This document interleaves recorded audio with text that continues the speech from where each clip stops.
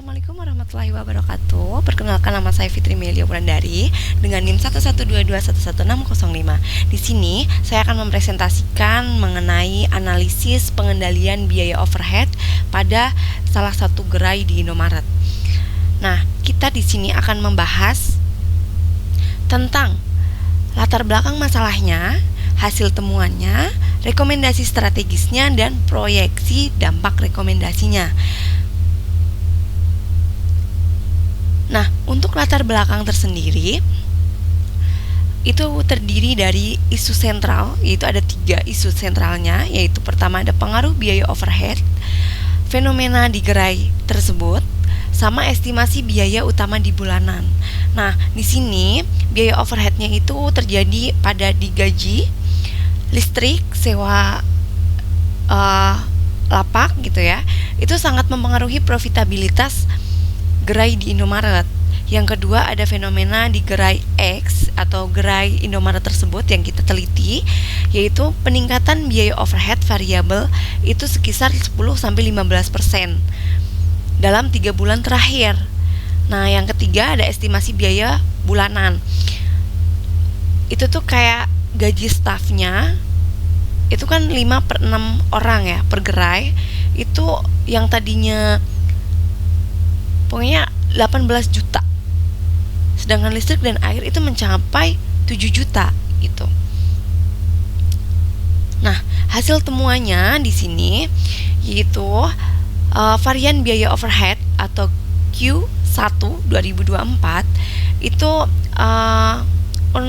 unfavorable di 4 juta atau 12% di atas budgeting. Varian per komponennya itu gaji staff budgetingnya itu 18 juta, aktualnya 20 juta. Jadi ada pembengkakan 2 juta, yaitu kayak terjadi lembur yang tidak direncanain gitu. Terus listrik dan air budgetingnya itu 7 juta, aktualnya 8 juta. Jadi ada kenaikan 1 juta di atas budgeting. Nah, insight manajerialnya yaitu 1, penyebab varian gaji, yaitu tadi lembur tidak terencana untuk menunjukkan oversharing di jam tertentu. Jadi nggak ada dari awal itu nggak ada perhitungan buat lembur, tetapi aktualnya harus ada lembur itu.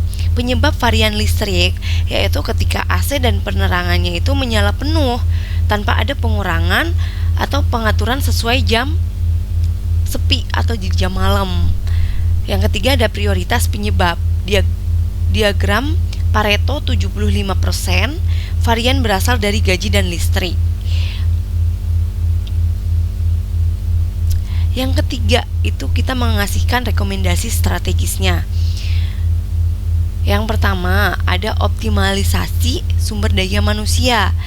Ya, susun jadwal, harusnya kita tuh mempunyai jadwal. Jadi kita harus menyusun jadwal berdasarkan grafik pengunjung untuk menghilangkan lembur tak perlu. Kayak target penghematan itu sekitar 1,5 juta per bulannya gitu ya, atau menghemat 75% dari varian gaji. Yang kedua ada budgeting dinamis. Gunain aplikasi monitoring konsumsi listrik harian versus target biaya. Nah, operasional dan biaya tetap. Program hemat energi atau SOP, matikan atau kurangi penerangan setelah jam 10 malam setelah AC atau suhu optimalnya itu di 24 derajat Celcius. Nah, target penghematannya itu sekitar 700.000 per bulannya, yaitu sekitar 70% varian listrik. Nah, pelatihan stafnya yaitu ya tingkatin disiplin biaya melalui pelatihan gitu, dikasih pelatihan gitu ya untuk kita menghemat biaya. Nah, 4 ada yang 4 ya, kita masuk ke proyeksi dampak rekomendasi. Nah, di sini rekomendasi dari kita itu dampak finansialnya. Total potensi penghematan itu sekitar 2,2 juta per bulan ya, atau sekitar 6,6 juta per kuartal. Jadi itu lebih hemat lah ya gitu. Nah, dan untuk profitabilitasnya, laba kotor bulanan itu bisa naik dari 45 juta menjadi 47,2 juta. Nah, mungkin sekian presentasi yang bisa saya paparkan. Semoga ini menjadi pengetahuan kita lagi gitu, buat gimana sih caranya mengendalikan overhead pada salah satu perusahaan. Sekian dan terima kasih. Wassalamualaikum warahmatullahi wabarakatuh.